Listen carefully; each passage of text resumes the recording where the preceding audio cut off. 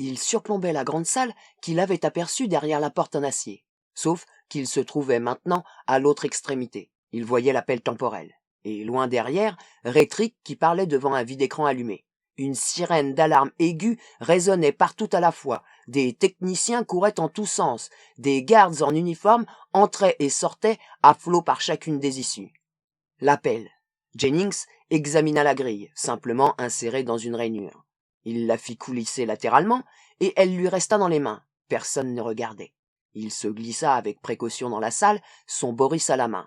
L'appel le dissimulait assez bien, et technicien et garde étaient toujours à l'autre bout. Et ce qu'il cherchait se trouvait là, tout autour de lui. Les schémas, le miroir, les documents, les données, les esquisses. Il déclencha son appareil photo. La pellicule défilait. Il saisit une poignée de schémas. Peut-être l'autre avait-il utilisé ces mêmes diagrammes quelques semaines auparavant. La pellicule arriva en bout de course, mais il avait fini. Il retourna se faufiler tant bien que mal dans la bouche d'aération et reprit le boyau en sens inverse. Le passage, qui évoquait un égout, était toujours vide, mais on entendait un tambourinement insistant, un bruit de voix et de pas. Il y avait tant de passages.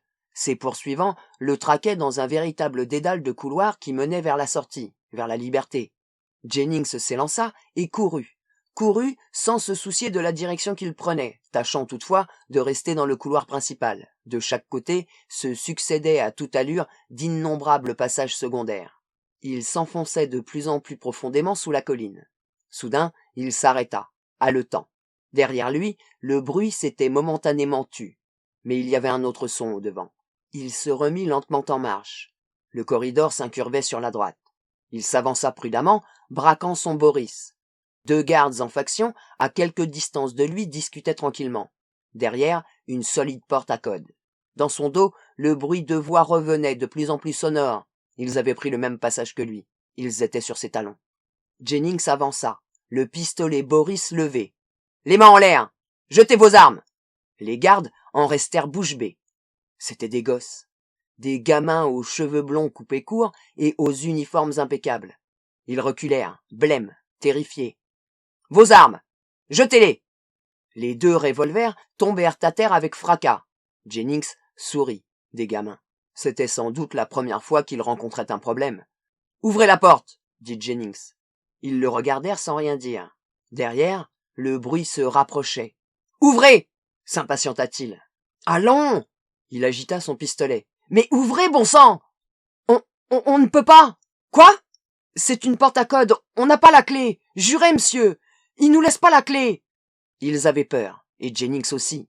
Derrière lui, le tambourinement se rapprochait. Il était pris au piège. Mais était-ce bien sûr ?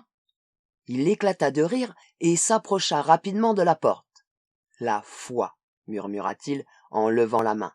Voilà ce qu'on ne devrait jamais perdre. » La porte coulissa quand il y posa la clé magnétique. Il affirma sa prise sur son pistolet. Il était dehors, au niveau du portail. 3 gardes fixaient sur l'arme un regard stupéfait. Il était au portail, et juste derrière commençaient les bois. « Écartez-vous !» Jennings tira en direction des barreaux de la grille. Le métal s'embrasa et fondit, dégageant une fumée ardente. « Arrêtez-le !» Un flot de gardes émergeait du couloir. Jennings franchit d'un bond le portail fumant. Le métal déchira ses vêtements et le brûla au passage. Il s'élança dans la fumée, pivota sur lui-même et tomba. Puis se remit debout et se sauva dans les bois. Il était sorti. L'autre ne l'avait pas laissé tomber. La clé avait bien fonctionné. C'était lui qui l'avait d'abord essayé sur la mauvaise porte.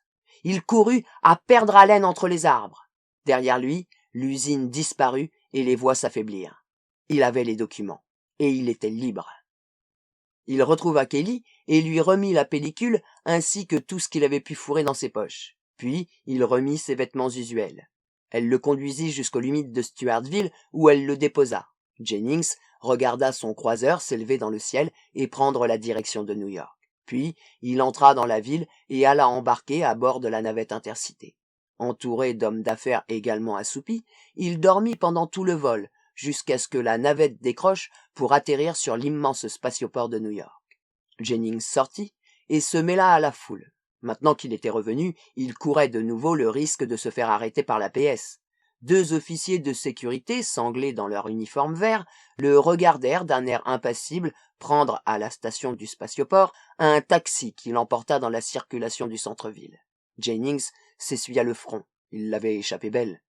Maintenant, il fallait retrouver Kelly. Il s'engagea à pas lents sur le trottoir, perdu dans ses pensées.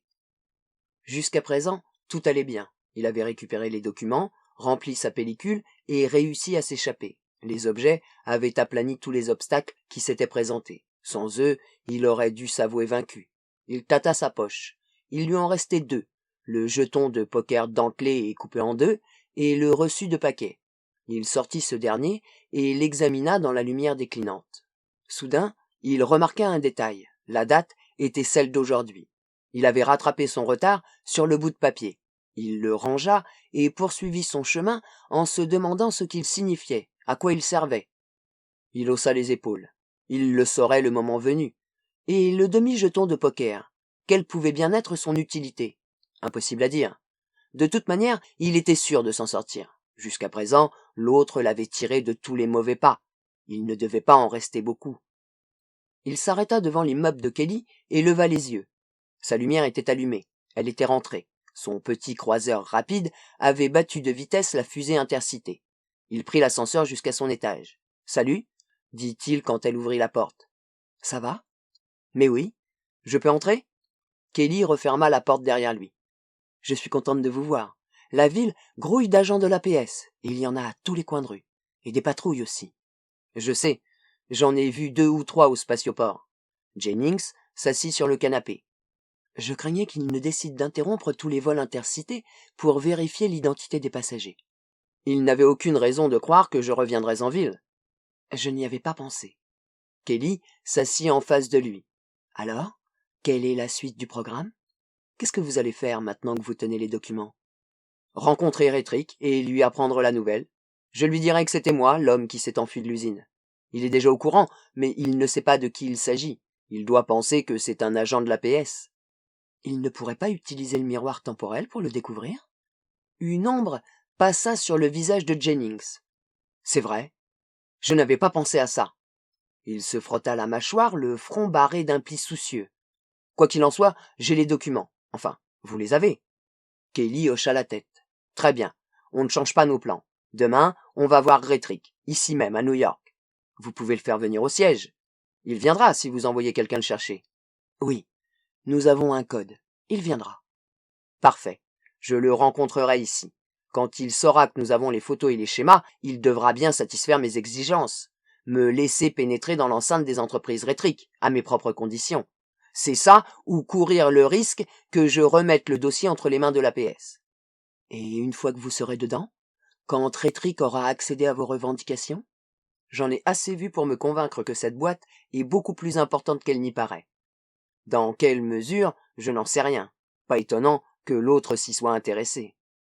Vous allez réclamer une part égale dans la direction de la compagnie. Jennings acquiesça. Vous ne vous contenteriez jamais de réintégrer la société comme ingénieur, n'est-ce pas? Pour me faire éjecter encore une fois? Non merci. Jennings sourit. De toute manière, je sais que l'autre a vu plus grand. Il a établi des plans précis. Les objets. Il avait sûrement tout prévu longtemps à l'avance. Non, je n'y retournerai pas comme ingénieur. J'ai vu beaucoup de choses dans l'usine. Des étages entiers d'hommes et de machines. Quelque chose se trame là-bas. Et je veux y participer. Kelly resta silencieuse. « Vous comprenez ?» reprit Jennings. « Je comprends. » Il prit congé et s'éloigna d'un bon pas dans la rue obscure. Il était resté trop longtemps. Si la PS les trouvait ensemble, c'en était fini des entreprises Rétrick. Il ne pouvait prendre aucun risque. L'issue était trop proche. Il consulta sa montre. Minuit passé. Il verrait Rétrick au matin pour lui soumettre sa proposition. Son moral remonta à mesure qu'il marchait. Il serait bientôt en sécurité. Et même plus que cela. Les entreprises Rétrick visaient bien plus haut que la seule puissance industrielle. Ce qu'il avait vu l'avait convaincu de l'imminence d'une révolution. Dans ces innombrables étages souterrains, au fond de cette forteresse en béton gardée par des canons et des hommes en armes, Rétrick préparait la guerre. On fabriquait des machines. La pelle temporelle et le miroir ne chômaient pas. On observait, on creusait, On extrayait à tour de bras. Pas étonnant que l'autre ait conçu des plans aussi précis. Il avait tout vu, tout compris, et commençait à se poser des questions. Il y avait le problème du lavage de cerveau. Quand on le relâcherait, sa mémoire aurait été éradiquée. C'était l'anéantissement de tous ses plans. Oui, mais il y avait cette clause optionnelle dans le contrat. D'autres l'avaient remarquée et utilisée, mais pas dans sa perspective à lui. L'autre en voulait beaucoup plus que ses prédécesseurs. Il avait été le premier à comprendre puis à dresser des plans pour la suite. Les 7 objets jetaient un pont bien au-delà de tout ce que... Au carrefour suivant, un véhicule de l'APS se gara le long du trottoir. Ses portières coulissèrent. Jennings s'arrêta, le cœur serré. La patrouille de nuit qui écumait la ville. À 11 heures, le couvre-feu sonnait. Jennings inspecta rapidement les environs. Tout était sombre. Les boutiques et les maisons étaient barricadées pour la nuit. Les immeubles et les résidences plongeaient dans le silence. Même les bars étaient fermés. Il se retourna pour regarder en arrière. Un deuxième véhicule de l'APS venait de s'arrêter. 2 agents en étaient descendus. Il l'avait vu et venait maintenant vers lui. Figé sur place, Jennings regarda d'un côté puis de l'autre. En face de lui s'ouvrait l'entrée d'un hôtel chic dont l'enseigne au néon brillait. Il se mit en marche. Ses talons résonnaient sur le goudron. « Arrêtez !» cria un des hommes de l'APS. « Revenez ! Qu'est-ce que vous faites dehors ?» Jennings gravit les marches, pénétra dans l'hôtel et traversa le hall. L'employé de la réception le regarda l'œil rond. Personne d'autre en vue. Le cœur lui manqua. Il n'avait pas l'ombre d'une chance. Il se mit à courir au hasard, dépassa la réception et s'engagea dans un couloir moqueté. Peut-être conduisait-il à une entrée de service. Derrière lui, les agents de l'APS étaient déjà dans le hall. Jennings tourna à un angle et tomba sur 2 hommes qui lui barraient le passage. « Où allez-vous » Il s'immobilisa, tous les sens en éveil. « Laissez-moi passer » Il plongea la main dans son manteau pour en sortir le Boris. Les autres réagirent aussitôt. « Attrape-le » On lui plaqua les bras contre le corps. Des truands professionnels. Derrière eux, il apercevait de la lumière, du bruit, un certain remue-ménage, des gens. « Allez » fit un des truands. Ils le traînèrent dans le couloir en direction du vestibule. Jennings se débattit en vain. Il s'était fourvoyé dans une impasse. Des truands, un tripot clandestin. Il y en avait un peu partout en ville. L'hôtel Rupin était une façade. Ils allaient le jeter dehors, droit dans les bras de l'APS.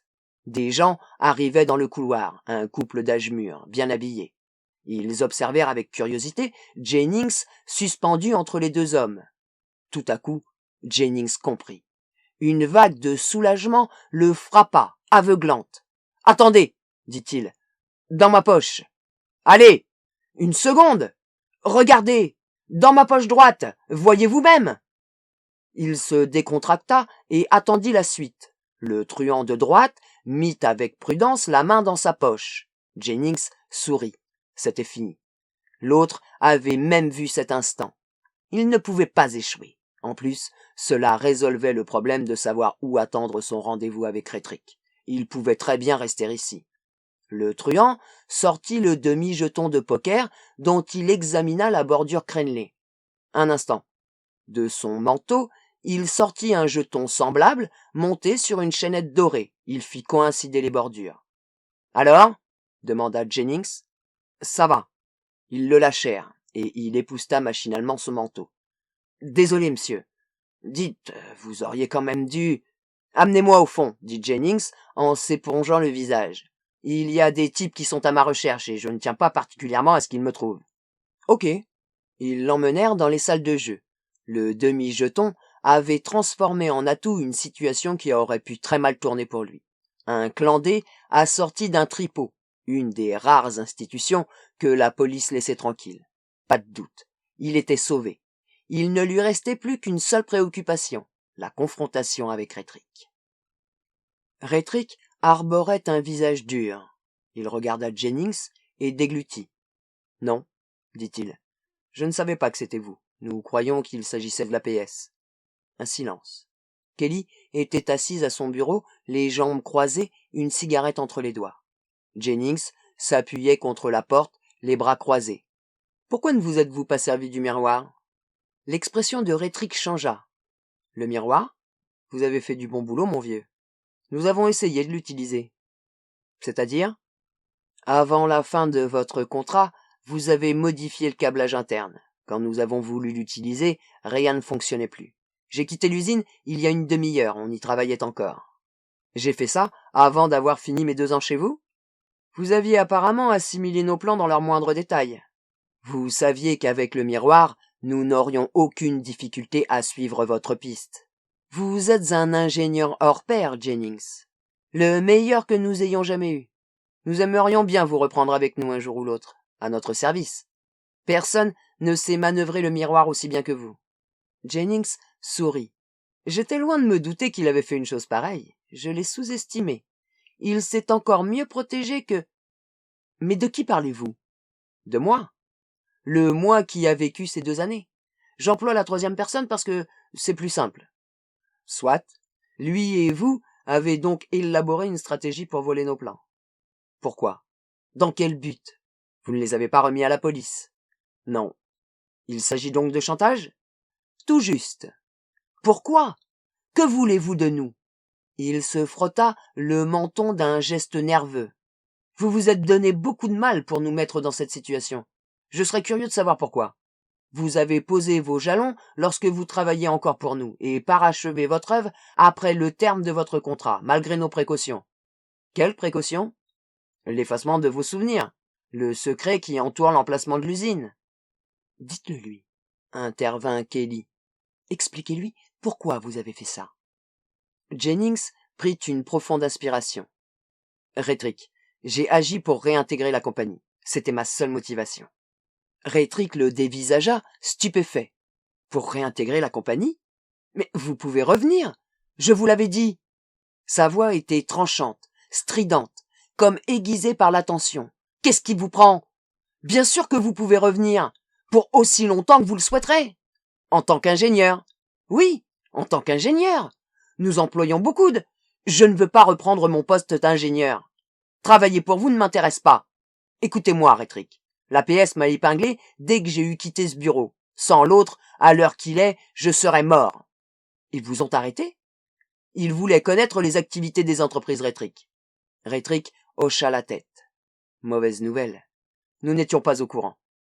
Et non, je ne reviendrai pas comme un simple employé pour me faire jeter dehors dès que la fantaisie vous en prendra. Je reviens travailler avec vous, et non pour vous. Avec moi? Rétrick le regarda fixement. Un masque tomba lentement sur son visage, un masque d'une dureté impitoyable.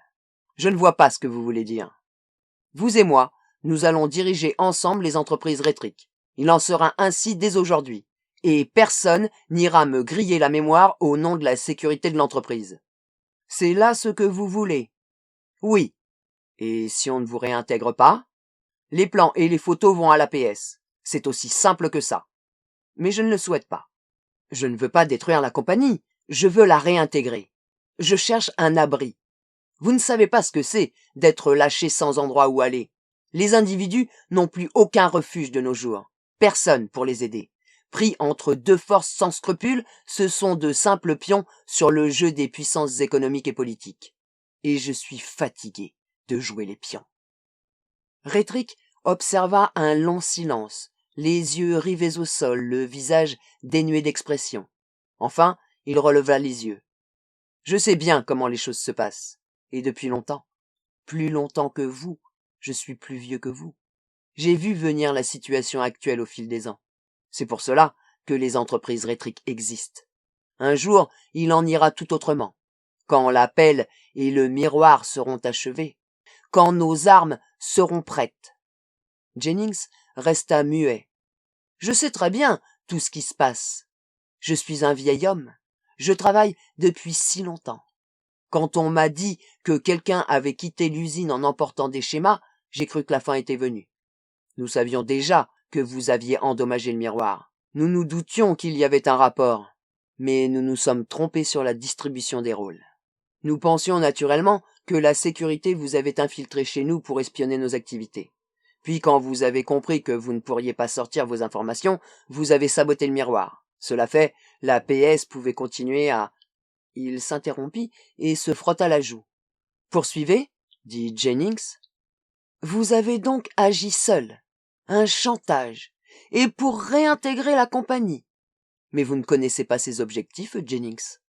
Comment osez-vous essayer de vous imposer? Nous œuvrons et bâtissons depuis fort longtemps. Vous nous ruineriez en voulant sauver votre peau. Pour vous préserver, vous nous réduiriez à la faillite. Mais non, au contraire, je peux me rendre très utile. Je dirige seul la compagnie, elle est à moi. Jennings s'esclaffa. Et que se passera-t-il quand vous mourrez? À moins que la révolution n'éclate de votre vivant. Rétrick releva brusquement la tête. Je vais vous le dire, il n'y aura personne pour poursuivre votre œuvre. Vous savez que je suis bon ingénieur, vous l'avez dit vous-même. Vous êtes un imbécile, Rétrick. Vous voulez tout régenter seul, tout faire, tout contrôler. Mais un jour, vous mourrez. Et que se passera-t-il alors? Un silence. Vous feriez mieux de me prendre avec vous, pour le bien de la compagnie, tout autant que pour le mien. Je peux beaucoup pour vous. Quand vous ne serez plus là, la compagnie survivra entre mes mains. Et peut-être, la révolution réussira-t-elle. Estimez-vous heureux d'être encore en vie? Si nous ne vous avions pas laissé emporter ces objets, que pouviez-vous faire d'autre? Comment auriez-vous pu laisser des hommes utiliser votre miroir, voir leur propre avenir et leur interdire de lever le petit doigt pour céder? On comprend bien pourquoi vous avez dû insérer cette clause de paiement optionnelle. Vous n'aviez pas le choix. Vous ne savez même pas ce que nous faisons, pourquoi nous existons. Je m'en doute. Après tout, j'ai travaillé 2 ans pour vous. Un temps. Rétrick ne cessait de s'humecter les lèvres, de se frotter les joues. La sueur perlait sur son front. Enfin, il releva la tête.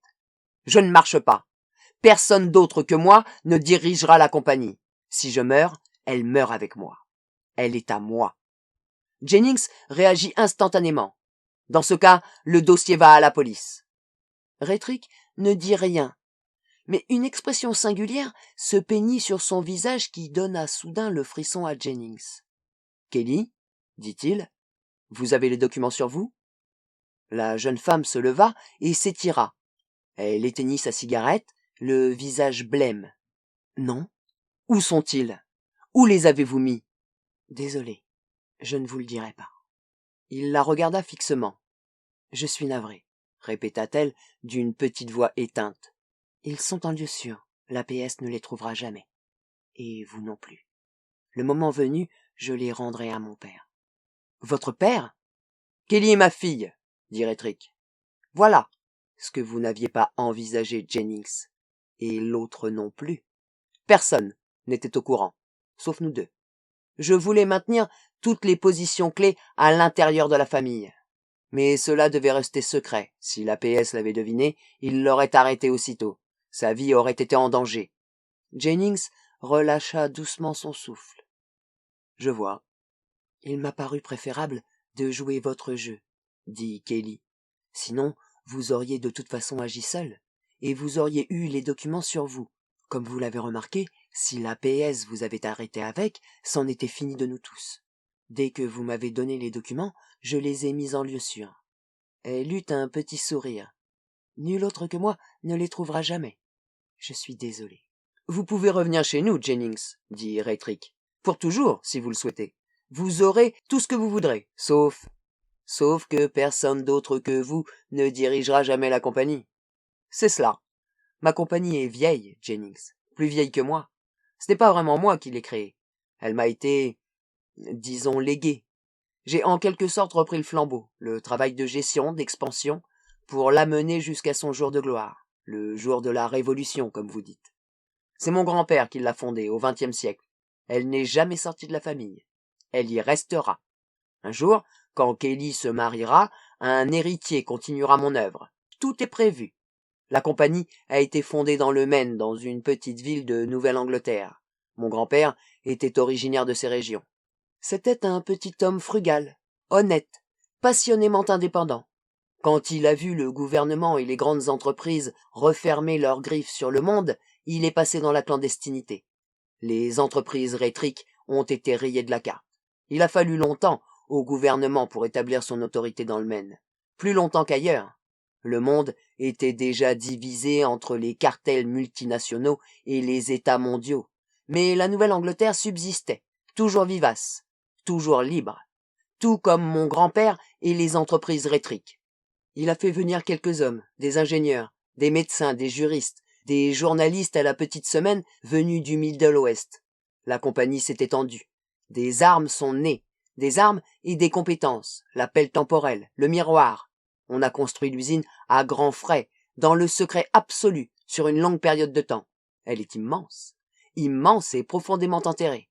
Elle comporte bien plus de niveaux que vous n'en avez vu. Mais l'autre les a vus, lui, votre alter ego. Elle recèle un potentiel considérable, et des hommes portés disparus dans le monde entier qui se retrouvent en fait ici. Nous les avons embauchés les premiers, et ce sont les meilleurs d'entre tous. Un jour, Jennings, nous émergerons au grand jour. Voyez-vous, les conditions actuelles ne peuvent pas durer. On ne peut pas faire vivre les gens ainsi, en jouer des forces économiques et politiques, en les déplaçant en masse, ici ou là, selon les besoins de tel ou tel gouvernement, de tel ou tel cartel. Un jour, il se créera une résistance forte et désespérée, non pas placée sous l'égide de meneurs, de puissants, mais menée par les petites gens, des conducteurs d'autobus, des épiciers, des opérateurs de vie d'écran, des garçons de café. Et c'est là que la compagnie intervient. Nous leur fournirons toute l'aide dont ils auront besoin, que ce soit des outils, des armes ou des compétences. Nous allons leur louer nos services. Ils pourront nous engager. Et ils auront besoin de quelqu'un qui corresponde à leurs demandes. Des forces considérables se ligueront contre eux. Des ressources formidables. Un silence. Vous voyez, dit Kelly, voilà pourquoi vous ne devez pas vous en mêler. C'est la compagnie de papa. Il en a toujours été ainsi. C'est notre façon de vivre à nous, les gens du Maine. C'est dans la famille. La compagnie appartient à la famille. Elle est à nous. Joignez-vous à nous, ajouta Rétrick, en tant qu'ingénieur. Je suis navré, mais vous avez là un aperçu de notre étroitesse d'esprit en la matière. Jennings resta silencieux.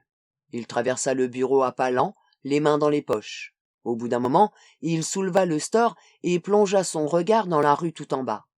Minuscule cafard noir, un véhicule de la sécurité suivait sans bruit le flot de la circulation.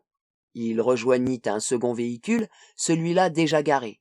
4 agents de l'APS se tenaient non loin dans leurs uniformes verts. Sous ses yeux, d'autres hommes traversèrent la rue.